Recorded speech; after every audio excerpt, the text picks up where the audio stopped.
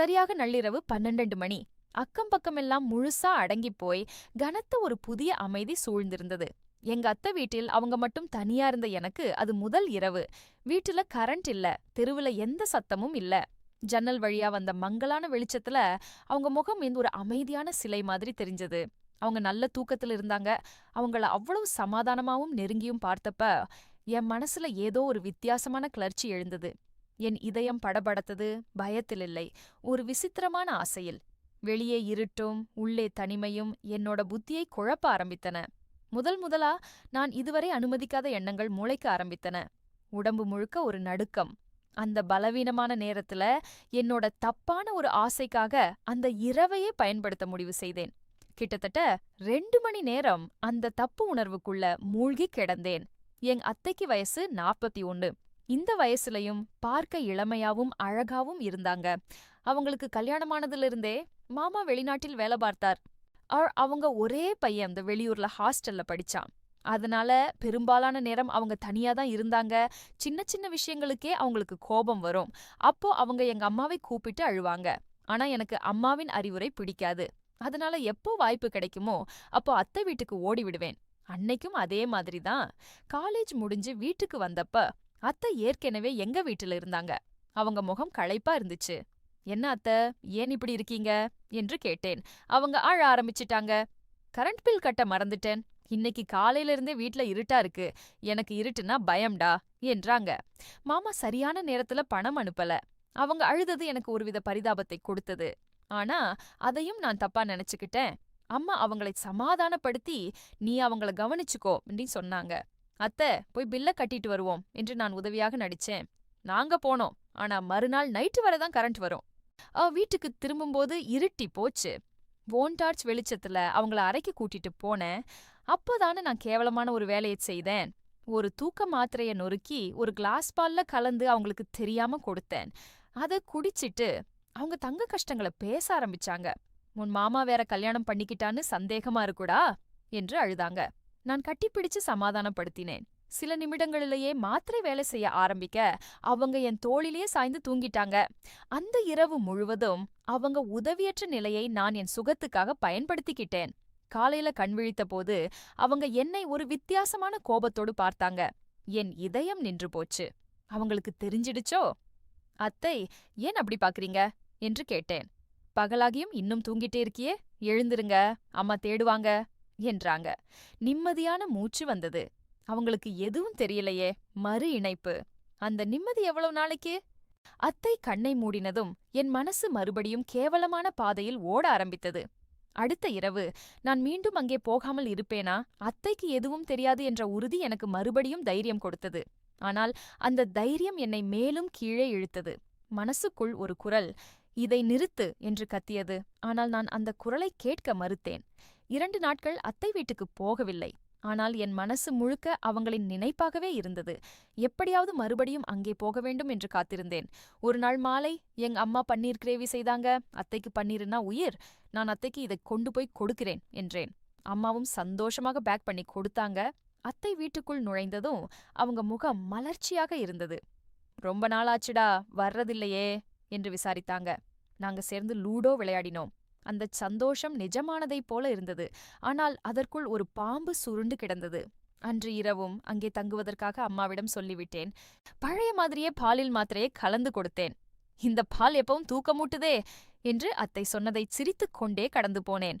உங்களுக்கு உடம்பு முடியல அத்தை, அதனால் தூக்கம் வருது என்று ஒரு பொய் நழுவ விட்டேன். அவங்க நம்பினாங்க. அந்த நம்பிக்கைதான் என்னை இன்னும் தைரியசாலியாக்கியது. ஒவ்வொரு இரவும் ஒரே கதை. நான் மாத்திரை கொடுப்பேன். அது குடித்து 2 மணி நேரத்துல அவங்க தூங்குவாங்க. பிறகு என் வேலை ஆரம்பமாகும்.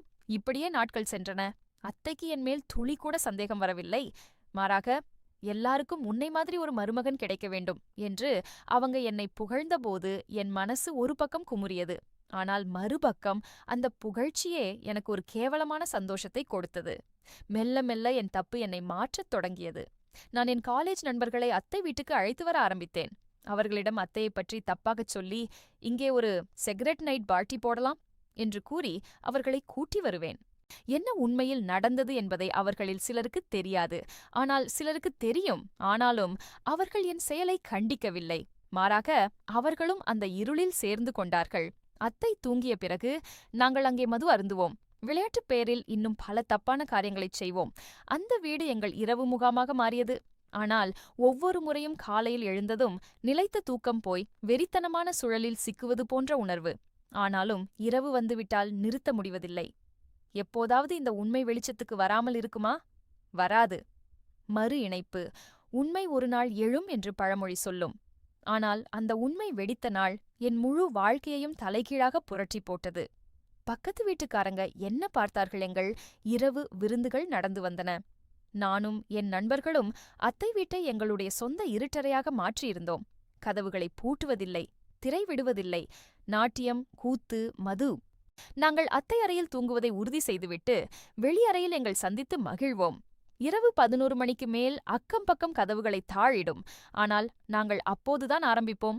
ஒரு நாள் திடீரென்று பக்கத்து வீட்டுக்காரர்கள் எங்கள் மீது கண் வைத்து விட்டார்கள். இரவு நேரத்தில் எங்கள் வீட்டிலிருந்து வரும் சத்தங்கள், கலவரமான நகைச்சுவை, பாட்டின் இரைச்சல். வெளியே நின்று பார்த்தபோது ஜன்னல் வழியாக எங்கள் கூத்து அவர்கள் கண்ணில் பட்டிருக்கிறது. அதுவரை அத்தை இதை கண்டு கொள்ளவில்லை. ஆனால் பக்கத்து வீட்டுக்காரங்க, இந்த வீட்டில் என்ன நடக்கிறது என்று மெதுவாக கண்டுபிடித்து விட்டார்கள். அவர்கள் நேரடியாக அத்தையிடம் சொல்லவில்லை. ஆனால் சொல்லியிருந்தார்கள். ஒரு மாலை நேரத்தில் பக்கத்து அம்மாள் எங்கள் வீட்டுக்கு வந்தாள். உங்க மருமகன் நைட்டு எங்கே போறான், என்கிட்ட ஏதோ சந்தேகம் என்று மறைமுகமாக கேட்டுவிட்டு போனாள். அத்தையோ அதை பெரிதாக எடுத்துக்கொள்ளவில்லை. இளைஞர்கள், படிப்பு பாரம் இருக்கும், நண்பர்களோடு பேசிக் கொண்டிருப்பான் என்று சாதாரணமாக கூறி மறந்துவிட்டாள். ஆனால் நான் பதற்றமடைந்தேன். அத்தையிடம் ஒரு நாள் இரவு நான் படிக்க லைப்ரரிக்கு போகிறேன் என்று பொய் சொல்லிவிட்டு உண்மையில் வீட்டிலேயே இருந்தேன். திட்டம் மாற்றினேன். நண்பர்களுக்கு இந்த வாரம் வராதீங்க என்று செய்தி அனுப்பினேன். ஆனால் ஒரு வாரம்தான் என்னால் பொறுக்க முடிந்தது. அடுத்த வாரம் மீண்டும் அதே சக்கரம். மீண்டும் நண்பர்கள், மீண்டும் மது. ஒரு நாள் அத்தை முகத்தில் வெளிரிய சந்தேகம். இரவு பால் கொடுக்கப் போன போது, இந்த பால் குடிச்சதும் எனக்கு மட்டும் ஏன் இப்படி ஆழ்ந்த தூக்கம் வருது, உனக்கும் வருமா என்று கேட்டாங்க. என் நெஞ்சு பட் என்று அடித்துக் கொண்டது. நான் பால் குடிச்சதில்லை அத்த என்று சமாளித்தேன்.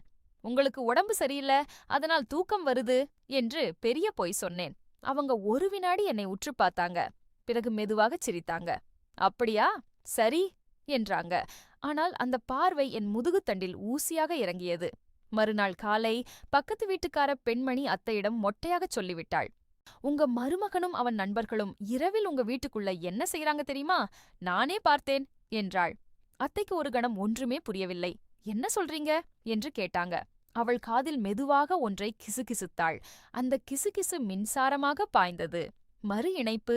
அச்சே, அன்றிரவு நான் பால் கொண்டு சென்றபோது அவங்க அதை குடிக்கவில்லை.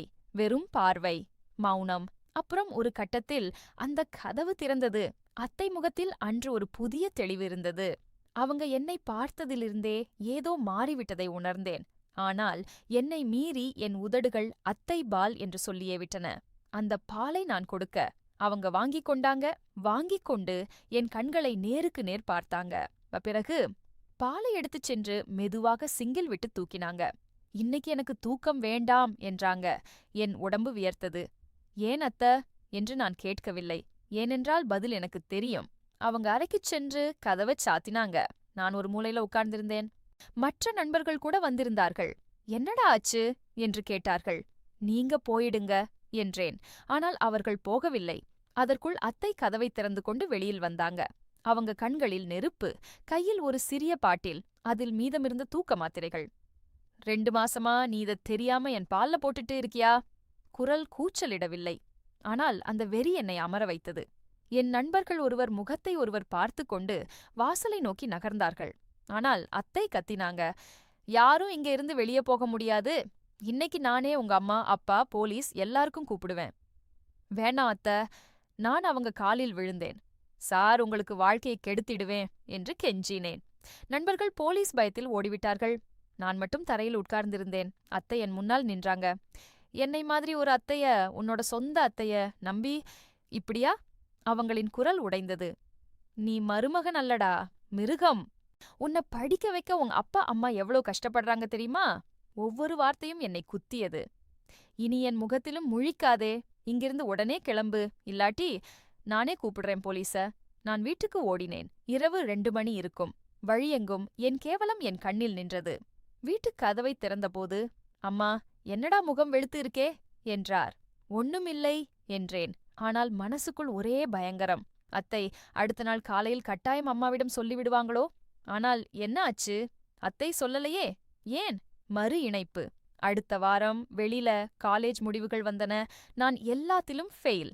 என் நண்பர்கள் என்னை கைவிட்டார்கள். அப்பா அம்மாவின் உடைந்த முகம். பிறகு ஒரு நாள் அத்தை வீட்டுக் கதவு திறந்தது. அத்தை என் அம்மாவிடம் ஒரு நாளும் உண்மையைச் சொல்லவில்லை. அந்த துரோகம், அவங்களின் அத்தனை அன்பையும் நான் மிதித்த காட்சி யாருக்கும் தெரியாமல் வைத்துக் கொண்டாங்க. காரணம், அவனுக்கு படிப்பு இருக்கு, திருத்திக்குவான். மானத்தை காப்பாத்தணும் என்று மட்டும் ஒரு நாள் என் தோளில் கையை வைத்துச் சொன்னாங்க. அப்போதும் என்னால் நிமிர்ந்து பார்க்க முடியவில்லை.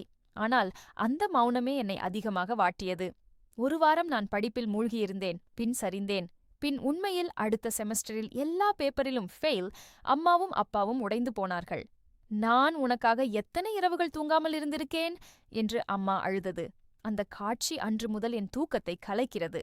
நான் நண்பர்கள் என்று நினைத்தவர்கள் யாரும் மீடியா காலேஜ் வளாகத்தில் என் பக்கம் திரும்பி பார்க்கவில்லை. "அவனா பெயில், ஸ்கூல் விடுறான்" என்று சிரித்தார்கள். சில வாரங்கள் நான் ஒரு ஓட்டை வீட்டு பின்புறம் உட்கார்ந்திருந்தேன். ஒரு நாள் அத்தை யாருக்கும் சொல்லாமல் என்னை தேடி வந்தாங்க. என் தலையில கையை வைத்து, "இனியும் இந்த பக்கம் திரும்பாதே, தப்பானவங்கள விட்டு விலகு, படிப்பில் கவனம் போடு, உன்னால முடியும்" என்றாங்க. அன்றிரவு நான் ஒரு முடிவு எடுத்தேன். அப்படியே நண்பர்கள் வட்டத்தை விட்டு விலகினேன். சில மாதங்கள் தனியாக படித்தேன். அத்தையும் என் தவறுகளின் நினைப்பும் தினமும் ஒரு முள் போல் இருந்தன. மெல்ல மெல்ல மதிப்பெண்கள் மேம்பட்டன. ஆனால் என்னுள் ஒரு பகுதி என்றென்றும் கரைபடிந்து போனது. சுதந்திரம் கிடைத்ததும் அதை தப்பாக பயன்படுத்தினால் எவ்வளவு பெரிய விலை கொடுக்க வேண்டியிருக்கும் என்பதை கற்றுக்கொண்டேன். இப்போது நான் பேசும் இந்த கதை உங்கள் மனதில் ஒரு கல்லை போடட்டும். பெற்றோருக்கு தெரியாமல் நாம் செய்யும் ஒவ்வொரு தப்பான காரியமும் ஒரு நாள் நம் தலையிலே மண்ணை போட்டுவிடும். இருட்டு நம்மை மறைக்கும்போது நம் விலங்குகள் வெளியில் வருவதை தடுப்பது நம் கையில்தான்.